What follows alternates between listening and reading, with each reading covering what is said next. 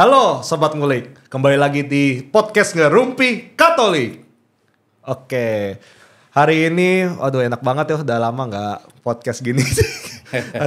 hari ini kita akan ada info besar mengenai Bazar UMKM, acara terbesar SMI. Terbesar nggak sih? Sebenarnya nggak tahu juga. Tapi sebelumnya mau ngasih tahu lagi kalau kita menerima UMKM yang mau dipromosinkan di podcast Ngulik, silakan bisa kontak yang ada di bawah sini ya, di kolom komentar, di kolom apa? Kolom deskripsi gitu, oke ya.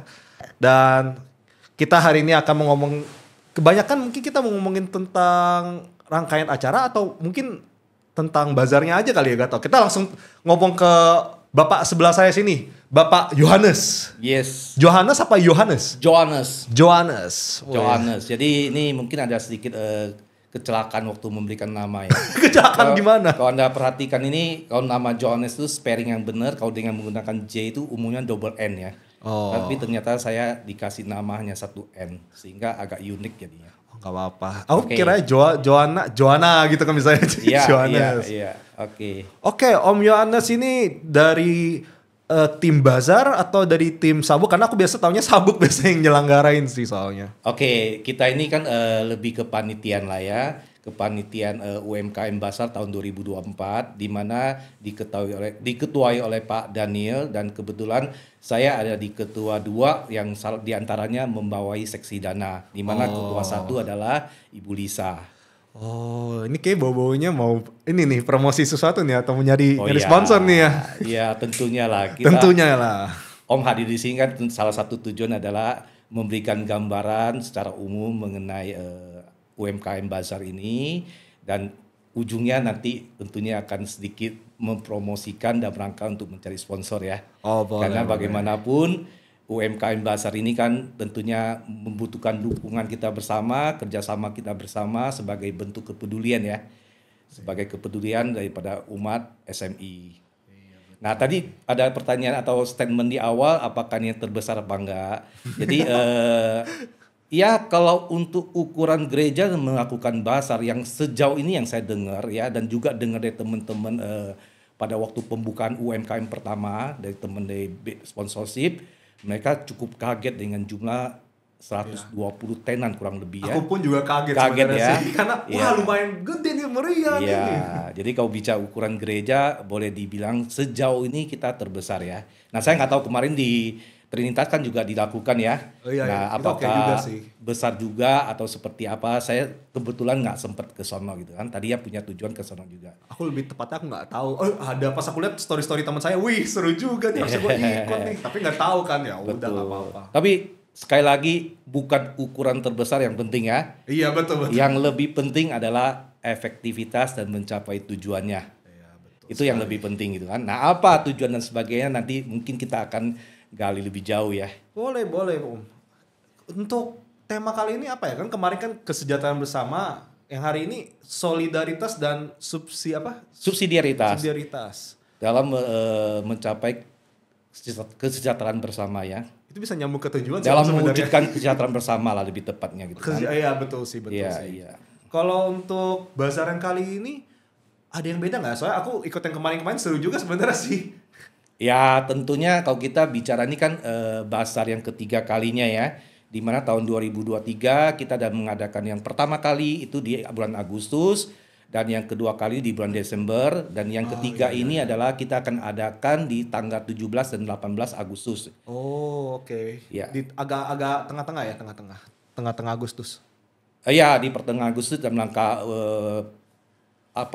Dirgahayu Kemerdekaan Republik Indonesia, sekalian juga ulang tahunnya paroki kita ya. Oh berarti lumayan dekat sama yang tahun lalu punya Agustusnya kan, tanggalnya dekat-dekat juga sih. Ya dekat-dekat kurang lebih lah ya, karena memang kita merayakan event seperti itu gitu kan. Iya. Menyambut Dirgahayu pemerintah juga RI gitu kan. Jadi dilakukan dan biasanya kita lakukan di weekend ya. Jadi mesti cari waktu yang ya sekiranya nanti banyak umat yang bisa berpartisipasi dan sebagainya. Nanti ada kayak bintang tamu lagi kayak kemarin Kak Audrey Vanessa tuh lumayan. Terus atau mungkin tendanya bakal lebih banyak lagi, tendanya lebih full gitu. Ya ini tentunya karena ini yang ketiga, tentunya apa yang akan dilakukan oleh panitia tentunya adalah mencari sesuatu yang baru gitu kan, mencari sesuatu yang lebih baik dan sebagainya. Nah, kalau kita lihat tahun ini panitia dari seksi acara kan mengambil inisiatif melakukan beberapa acara yang sifatnya mungkin udah dinanti-nantikan ya. Seperti hanya ada Mongol gitu ya. Oh iya, ada Mongol ya. Kita tahu sendiri Mongol itu kan banyak sekali pengagumnya ya. Banyak fansnya gitu kan. Dari sisi stand up comedy ya. Ada Mongol, udah tuh kita juga ada kenal yang namanya The Magic Man Joss gitu kan. Magic Man, oh jadi ya, sulap. Betul. Nah ada juga Hans Magic dan Bubble Show gitu kan. Nah tapi tidak melulu dari luar ya. Kita juga punya acara yang di internal yang tidak kalah. Acara internal tuh maksudnya gimana? Nah ini dikontribusi misalnya contoh dari pagi kita akan mulai dengan yang namanya fun bike gitu kan. Oh, seru. Ya, fun bike gitu kan. Udah Itu tuh sehat-sehat. Kau pernah mungkin juga ada yang namanya kalau kita udah cukup familiar adalah Bia dan Beer Got Talent ya. Oh iya ya.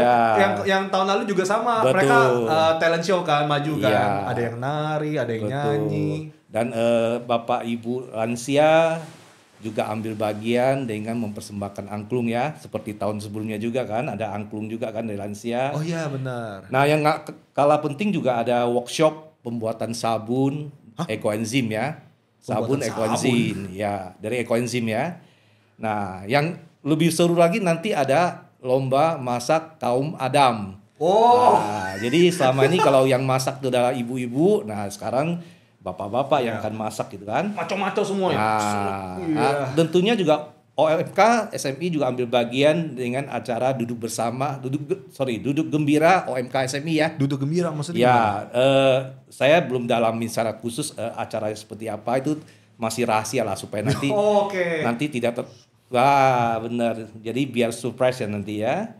Nah, ada juga jepretan anak muda Katolik SMI. Oh, berarti kayak mirip kayak kita Komsos tapi foto-fotoan ya, untuk anak-anak gitu mungkin itu juga dirahasiakan kok. Dirahasiakan. Nanti biar tahu hadirlah di acara SMI Bazar gitu Jangan kan. ngomongin lagi biar mereka cari tahu aja penonton ya. Betul. Nah, ini juga ada DJ performance ya, by DJ? Patrick Bukit. Ya. Oh, Patrick Bukit Bukit yang ya. kemarin ya. Jangan si Om yang kemarin lagi ya? Namanya nih Patrick Bukit gitu kan. Oke. Jadi dan tentunya masih banyak acara-acara yang lain yang akan nyusul gitu kan. Nah, ini memang kepanitiaan berusaha membuat acara kali ini tentunya berbeda dengan yang sebelumnya. Tujuannya hanya satu, pingin memberikan kemeriahan untuk membuat umat yang hadir itu diberikan ada hiburan lah ya, ada hiburan di situ, nanti mereka bisa sambil belanja ke UMKM kita yang partisipasi sambil mendengarkan musik, mendengarkan stand up comedy dan sebagainya gitu kan. Jadi kurang lebih seperti itulah, dijamin lah pasti lebih seru deh dibandingkan yang sebelumnya. Dan ini memang sudah seharusnya ya, karena udah kali ketiga dan kita tentunya udah lebih berpengalaman dalam mengadakan UMKM Bazar ini ya. Iya. Aku penasaran deh, ada nggak sih seminar untuk mengimpress calon mertua? Woi, siapa tahu ya. Siapa tahu nanti misalnya anak muda, kalangan muda merasakan butuh itu ya bisa jadi pertimbangan ya. Oh iya bisa ya. Okay. Jangan khawatir, kita masih punya rangkaian UMKM Bazar berikutnya. Oh lagi. Iya, dan biasanya pasti menerima masukan juga kan? Oh iya pasti. Itu yang paling penting. Ya nanti kalau kaum muda merasakan butuh itu sebagai satu kebutuhan, silakan diajukan ke panitia. Nah nanti kita cari pembicara yang seru gitu kan. Tapi ini penting loh, isu penting gitu kan. Yang paling penting nih. Iya. Karena Om internal kan nih, boleh dong ceritain dikit struggle-nya selama mempersiapkan bazar ini, atau mungkin sebenarnya masih ada kendala juga gitu, ada yang butuh dibantu di daerah mana gitu? Kalau kita bicara kendala untuk suatu event yang besar tentunya kalau dibilang tidak ada itu mustahil ya. Nah tapi tentunya kepanitiaan yang ada karena waktu yang diberikan ke kita juga harusnya cukup ya. Karena panitia ini ditetapkan di sekitar akhir Februari kan.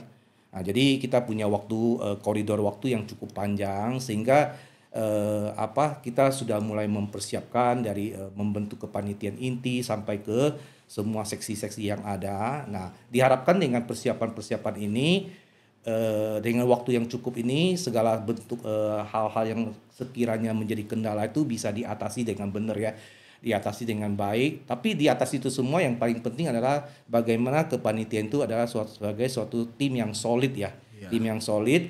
Nah, beberapa hal yang menjadi isu krusial adalah bagaimana mensinergi satu seksi dengan seksi yang lain, kan?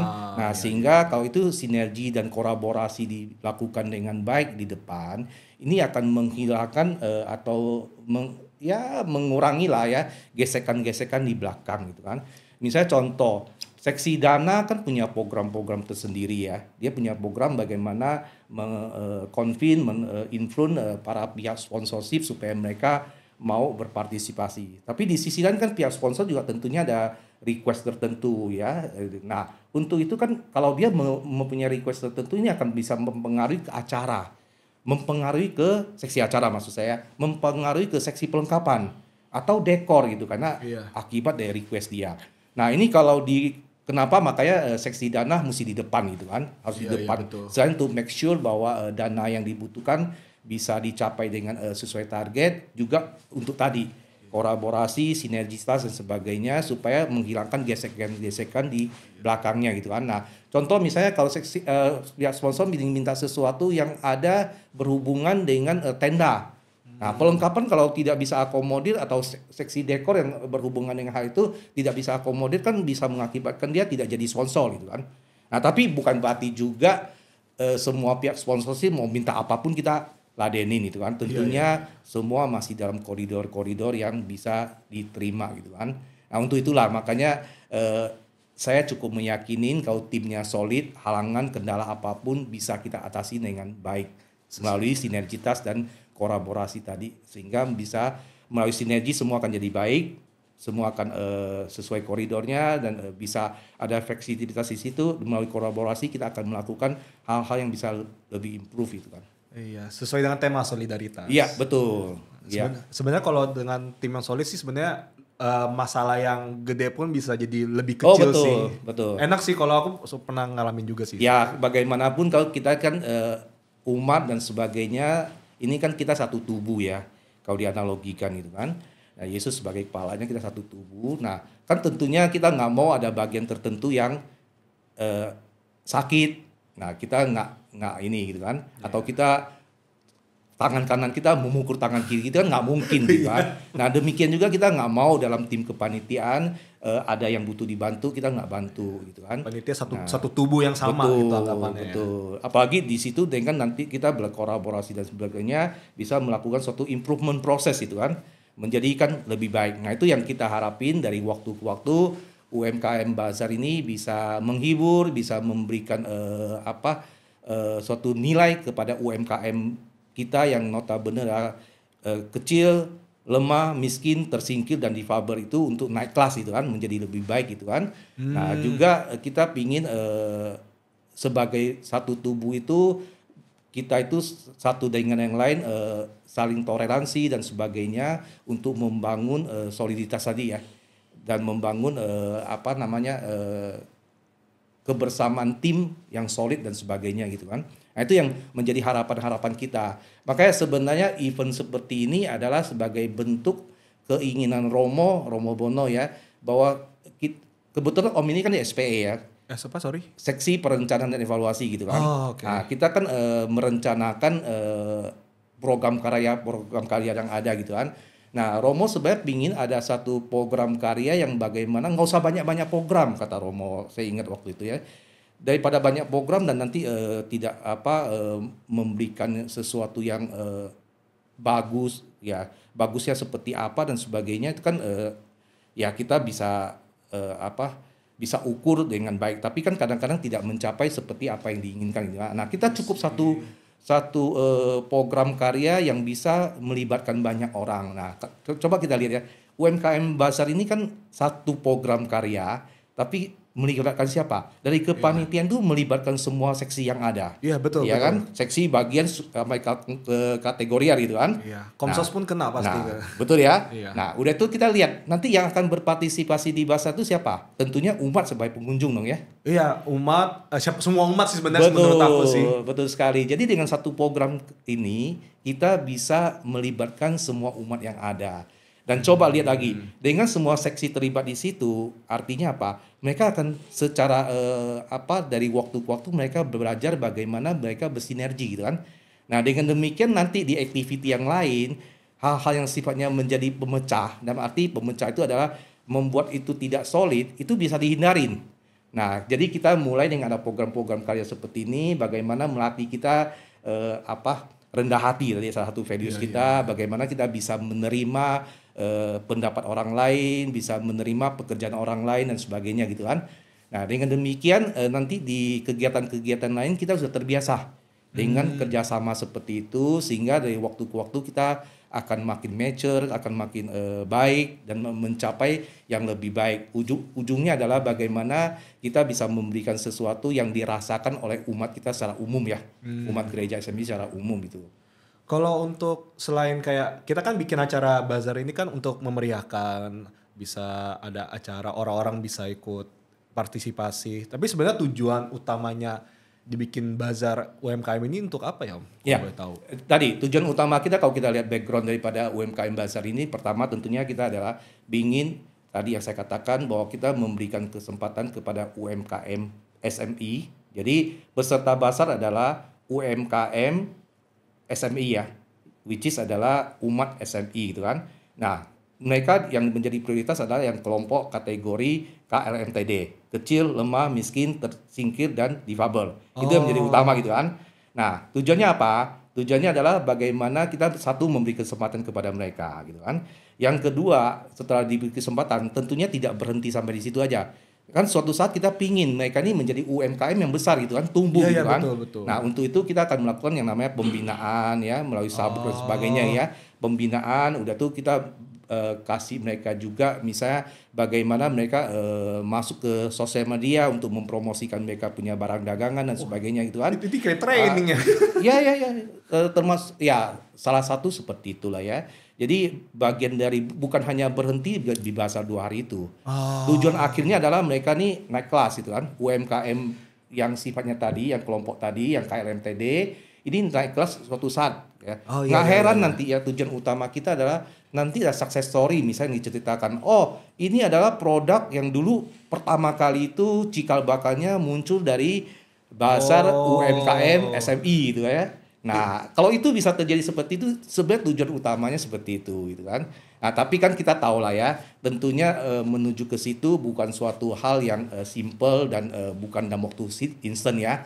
Tentunya butuh waktu, butuh perjuangan, dan tentunya menggunakan kaedah-kaedah yang sifatnya bisa bertumbuh dari waktu ke waktu, gitu kan. Nah, jadi kelompok teman-teman yang dari Sabuk itu nanti yang akan memberikan pembinaan dan sebagainya supaya mereka bisa naik kelas, itu kan. Jadi tujuannya seperti itu. Nah, tujuan lain adalah memberi kesempatan kepada umat secara umum untuk berpartisipasi gitu kan dalam bazar ini, dengan cara adalah hadir di situ. Suatu bazar kan nggak akan jadi seru kalau andai kata tidak ada yang hadir gitu kan. Nah, demikian juga kalau hadir tapi tidak membeli produknya gitu kan. Jadi umat diharapkan hadir meramaikan acara UMKM Bazar SMI dan melakukan pembelian terhadap produk yang sekiranya cocok dan mereka butuhkan. Nah, kalau makanan tentunya pasti yang dicari adalah makanan yang sesuai dengan seleranya. Produk-produk yang lain kayak ada juga produk pakaian dan sebagainya. Ya monggo, kalau yang butuhkan bisa memilih yang cocok dan sebagainya. Nah, dengan partisipasi umat seperti itu, tentunya kita mengharapkan satu sisi umat yang hadir juga terhibur dengan acara yang ada, juga bisa punya kesempatan untuk membeli produk ya. Nah, di sisi lain sebenarnya UMKM tadi dengan adanya pembelian-pembelian tersebut, mereka mempunyai experience ya dalam hal penjualan, dan mereka bisa merasakan apakah produknya itu bisa diterima oleh umum ya, dalam arti umat kita gitu kan. Sejauh ini sih aman sih kalau aku lihat sih. Nah, aku makan semua.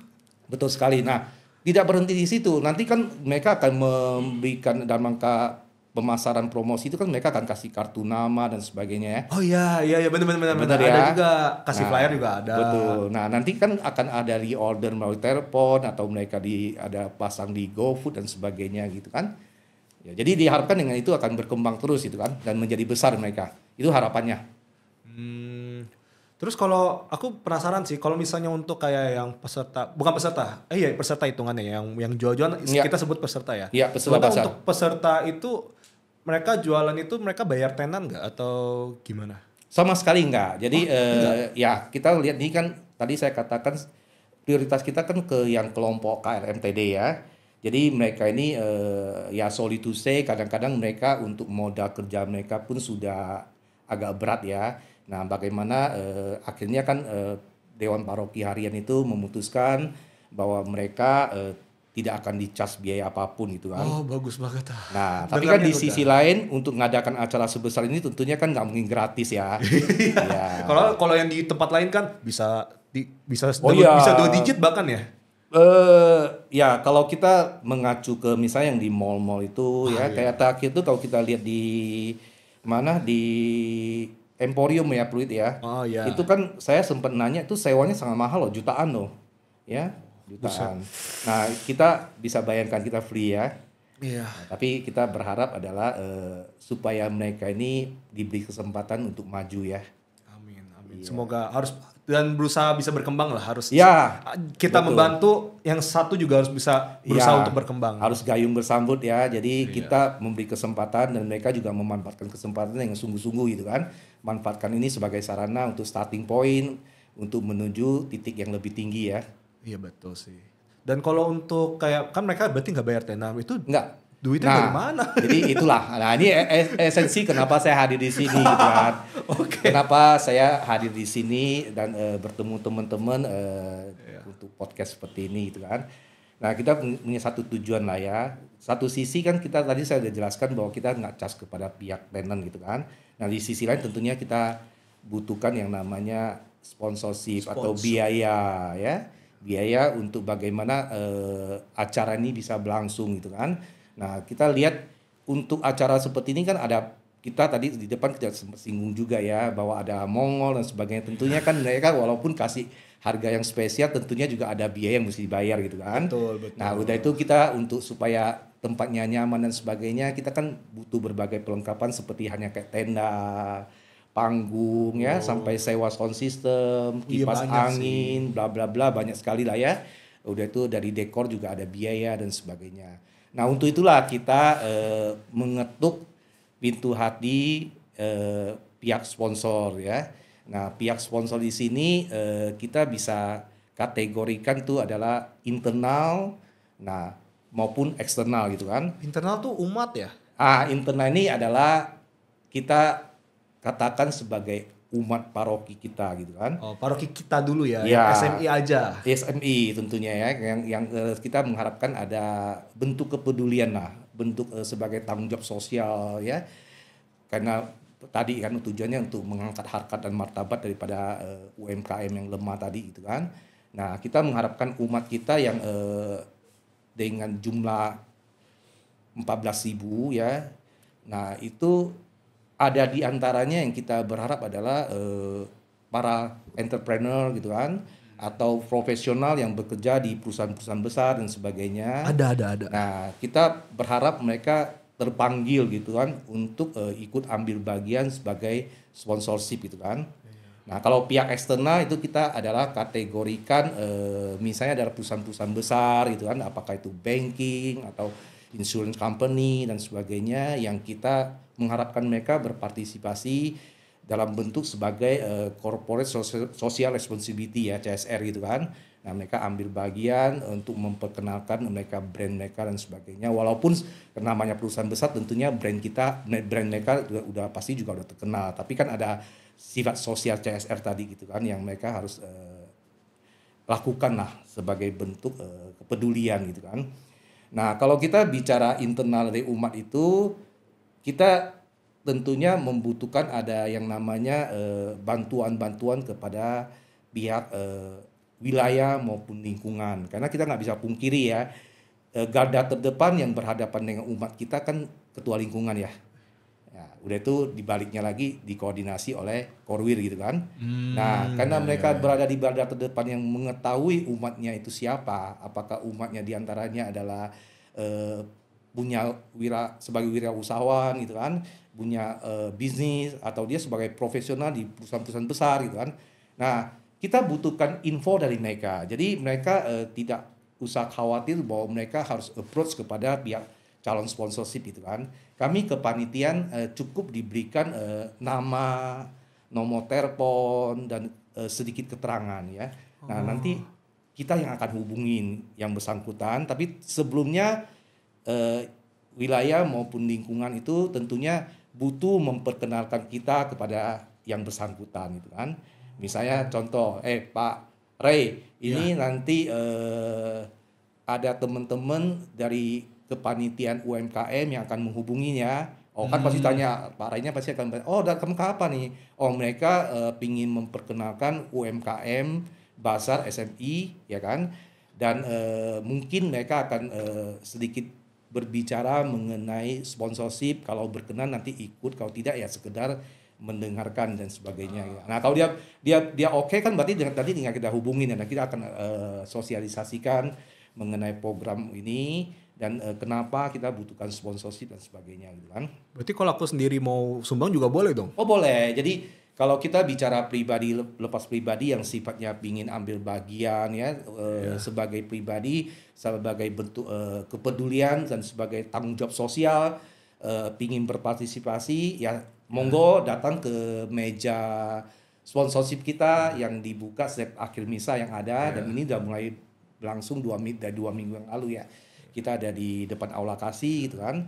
Nah silakan singgah dan tinggalkan nama, nomor telepon atau mau langsung transfer juga bisa ya dengan mencantumkan keterangan dan sebagainya gitu kan. Tapi nggak apa-apa kalau dikit ya. Aku sebenarnya juga on budget gitu misalnya kan. Nggak ada isu ya, nggak ada isu berapapun. Yang penting diberikan dengan ikhlas dan tujuannya adalah tadi gitu kan. Berbagi, yang penting mau berbagi ikhlas. Betul. Ya, sebenarnya kayak kita kasih sumbangan sama kolektif sebenarnya sih hitungannya ya. Ya tentunya beda ya, konteksnya beda. Iya, maksudnya mengarahnya. Ya, tapi itu sebagai bentuk inilah ya. Kalau kolektor kan tujuannya untuk gereja, dengan misa dan berhubungan dengan gereja. Kalau ini kan lebih ke program khusus ya, ada program karya khusus yang menuntut partisipasi, menuntut keberadaan dari pihak-pihak tertentu di dalam pelaksanaannya gitu kan. Sama kalau untuk yang eksternal itu boleh siapapun juga atau mungkin emang mau yang perusahaan besar atau mungkin dari orang yang emang individu tapi emang dia punya budgetnya aja. Oh jadi gini, memang kan kalau kita bicara sponsorship ini dari kepanitiaan itu kan ada berbagai kategori ya. Ada kategori yang sifatnya dari berbasis komunitas yang tadi saya cerita ya, berbasis komunitas berarti kita menggali nama-nama calon sponsor itu dari komunitas kita, ya kan?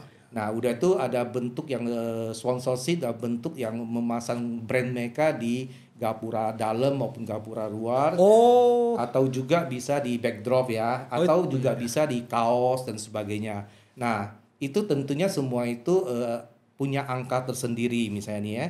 Misalnya contoh di backdrop itu ada satu kotak itu ada misalnya 10 juta gitu kan. Kalau di kaos dari 5 juta sampai 2,5 juta. Nah tentunya kita menyesuaikan dengan besar kecilnya korporasi dan keinginan mereka akan berpartisipasi serta yang mana yang cocok buat dia gitu kan. Oh itu berarti jangan itu salah satu benefit buat perusahaan yang akan akan menyumbang ke kita gitu, partisipasi gitu ya. Ya, tentunya dalam hal ini kita mengadakan acara ini dan membutuhkan sponsorship kan kita tidak ingin hanya menang sepihak aja ya. Ini tentunya kan win-win solution juga itu kan. Yeah. Nah, win-winnya itu adalah winnya apa? Di kita satu sisi kita butuh dana, di winnya pihak sponsorship apa? Brandnya dia gitu kan yang akan dipromosikan gitu kan. Nah, tapi di samping itu tadi saya juga bicara beberapa brand itu kan mereka sudah terkenal. Kalau kita level dengan itu dia pasti akan butuh. Oh, saya nggak butuh, brand saya udah top gitu kan. Nah, tapi kan perusahaan tertentu kan mempunyai yang namanya corporate social responsibility ya, CSR ya. Nah, di mana mereka akan berperan dengan memberikan sebagian kecil dana yang mereka sisihkan gitu kan dalam konteks CSR tadi dia. Oh, berarti Jadi sama brand ya. mereka udah top, tapi mereka ambil bagian sebagai bentuk sosial tadi gitu kan. Tanggung jawab sosial perusahaan ya. Oke, berarti tetap intinya eksternal, internal boleh sebesar atau sekecil apapun silahkan. Silakan. Ya, menerima open arms. Ya, kita terbuka lah untuk semua ya. Nah, tentunya semakin banyak yang berpartisipasi, kita akan semakin senang gitu kan. Iya. Ya, jadi sekali lagi memang bukan ukuran besar kecilnya gitu kan. Yang penting adalah kita bisa mencapai target kita. Oke, betul, baik. Kalau untuk sponsorship itu bisa hubungin ke siapa ya, Om? Nah, ada beberapa nama nanti yang akan saya sampaikan, nanti bisa dilihat di kolom apa namanya itu? Kolom apa yang deskripsi ya? Deskripsi, betul. Iya, nanti Jadi, kontaknya dikasih. nanti dikasih gitu kan. Ada beberapa di mana diketuai oleh Pak Cahya gitu kan, ada timnya, dan masing-masing ada nomor kontaknya gitu kan. Silakan monggo dari pihak manapun bisa hubungin situ setelah melihat rekaman ini ya. Jadi Iya, bisa partisipasi, dan sekali lagi bentuk partisipasi ini sangat kita butuhkan satu sisi. Kedua, kita lihat sponsorship ini hendaknya jangan dipandang sebagai bentuk apakah kita hanya sekedar minta dan merasa pihak tertentu ditodong, bukan demikian gitu kan. Itu mah MLM atau asuransi? Iya. Sorry. Bukan demikian sih ya. Iya. Tapi tentunya kita setidaknya lihat dari dua perspektif gitu kan. Iya, Dari kacamata kita sebagai umat SMI. Satu adalah dari ajaran sosial gereja, di mana tema tahunannya itu kan sudah dibuat dari tahun 2002 sampai 26 gitu kan. Oh, udah Nah, dipersiapin. di mana tahun 2002 itu adalah penghormatan martabat manusia. Kedua adalah kesejahteraan bersama. Ketiga adalah solidaritas dan subsidiaritas. Nah, tahun ini. Nah, mulai kelihatan ya benang merahnya berhubungan sponsorship apa gitu kan. Nah, tadi saya juga katakan yang berikutnya adalah kita lihat dari yang namanya SME values ya. Oh, apa tuh? Mungkin ada yang belum tahu nih SME Oke, nggak value. apa-apa. SME values kita punya 5 values itu kan. Yang pertama yang nggak boleh diganggu gugat adalah posisinya adalah kasih. Yang kedua adalah syukur. Ya. Ketiga adalah yang namanya peduli.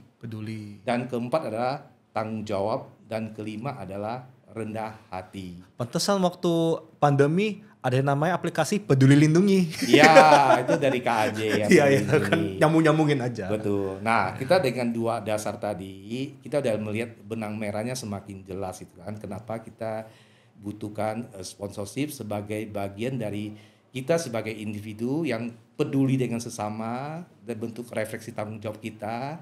Nah, kalau itu dilakukan tentunya akan dengan menyadari sesungguh-sungguhnya bahwa ini sifatnya adalah bukan sebagai bentuk yang dikatakan ditodong dan sebagainya. Ini adalah sebagai bentuk kesadaran yang tinggi akibat kita sudah menerima kasih berkat yang luar biasa dari Tuhan kita. Untuk itu kita tentunya bersyukur gitu kan. Nah, kalau kita udah bersyukur, oleh karena itu tentunya kita akan harus semakin peduli dan tanggung jawab kepada sesama ya.